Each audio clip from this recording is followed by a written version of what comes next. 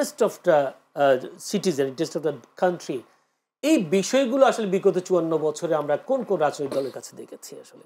Interest of the country, interest of citizen, এই কম বিষয়। বেশি তো সব রাজনৈতিক দলেই জনগণের ইন্টারেস্টের কথা বলে। আপনি কোন স্পেসিফিক পয়েন্টে বলতেন? 54 বছরের কত কাহিনী বলবো? জি, একটু আপনি যদি বলতেন আগে যারা ক্ষমতায় ছিলেন তারা নাগরিকের কতটুকু দায়িত্ব পালন করেছেন বা দায়িত্ব পালন করতে সচেষ্ট ছিলেন, কেন এত আন্দোলন সংগ্রামের মধ্যে 54 বছর গেল? 54 বছর গেছে, 54 বছরে তো আমাদের অগ্রগতি হয়েছে। 54 বছর তো আমরা মানে অশ্বডিম্বনীয় ছিলাম না।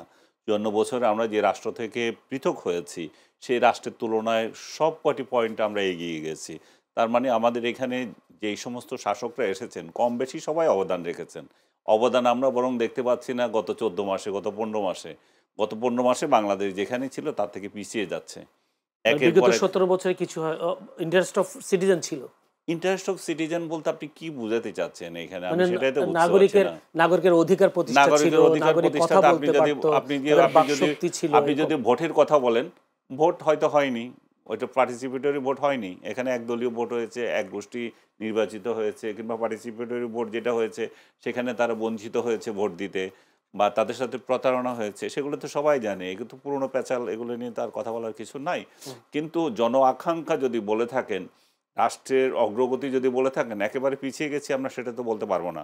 আমাদের অনেক কিছু তো এখন বলা হচ্ছে আমাদের এই পাবো সেই পাবো, কোথায় কি পাবো? আমরা তো 5 জুলাইয়ের পরবর্তীতে যে বাংলাদেশ দেখছি, 5 অগাস্টের পরে যে বাংলাদেশ দেখছি, প্রত্যেকটা সেক্টরে আমরা পিছিয়ে আছি। আপনার এই টেলিভিশন টক শোতে আসার জন্য আমাকে এই প্রেস ক্লাব থেকে বের হইতে আধা ঘন্টা লাগছে। কারণ সেখানে একটার পর একটা মিছিল চলতেছে এবং রাস্তা বন্ধ করে। যে এই যে অরাজকতা এবং এই রাস্তাগুলো কে সরাবে? এই যে অরাজকতা, এইটা তো আমি আর দেখি নাই। এটা তো জুলাইয়ের আগে তো এটা এরকম ছিল না তো রাষ্ট্র। মানে রাষ্ট্র তো আন্দোলন ছিল, আন্দোলন করতে দেওয়া হয়নি, বিষয়টা তো এরকমই। না, আন্দোলন ছিল, এটা শৃঙ্খলা ছিল। এখানে যে আপনি রাস্তায় আসবেন, মা-বাপ নাই তো। এখানে রাস্তায় আসবে, তারা কোথায় দাঁড়াবে, কিভাবে দাঁড়াবে, আন্দোলন ছিল না কেন? আন্দোলন কি কম ছিল? আমি বিএনপি 16 শিক্ষকদের যে বছর আন্দোলন বলছি, তারা বলছে তাদের কাছে বলা হয়েছে আপনারা এখন কেন আন্দোলন করেন, বলে এই সরকারের আমলে আমাদের সমস্ত দাবি পূরণ করার একটা সুযোগ। না, এই সরকারের আমলে দাবি পূরণের সুযোগ না, এই সরকারের দুর্বলতার সুযোগ। এই সরকার আমলে যে ওনাদের সমস্ত দাবি যে পূরণ হয়ে যাবে তা তো না। তো উনি দিয়ে গেলেন এবং সেগুলো তো রাষ্ট্র পূরণ করবে কীভাবে সেটাও তো ভাবতে হবে। আমার কাছে এসেছে, আমি তাই আপনার হাতেম তাই হয়ে সবগুলো দিয়ে যাব, কিন্তু পরবর্তী সরকার সেটা কীভাবে চালাবে সেই জিনিসটা কি খেয়াল আছে? সেগুলো তো দেখতে হবে। এখন আমি যেটা আপনাকে বারবার বলতে চাচ্ছি যে এই 17 বছরে কিছু হয় নাই, 25 বছরে কিছু হয় নাই, 54 বছরে কিছু হয় নাই, এইসব গল্প শুনতে আর আগ্রহী না।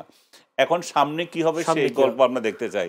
আগামী 5 বছরে কি হবে, 10 বছরে কি হবে, রাষ্ট্রের কি হবে, মানে জনগণের অধিকার কি হবে, সেগুলো আমরা ক্লিয়ার পেতে চাই। কিন্তু আমাদেরকে যে গল্প শোনানো হয়েছিল মানবাধিকার থাকবে, আমাদেরকে যে গল্প শোনানো হয়েছিল আইনের শাসন থাকবে, দুর্নীতি থাকবে না, প্রত্যেকটা সেক্টরে যেটা যেটা বলা হয়েছে তার উল্টোটাই হচ্ছে এবং শেখ হাসিনার আমল থেকে আরো বেশি করে হচ্ছে।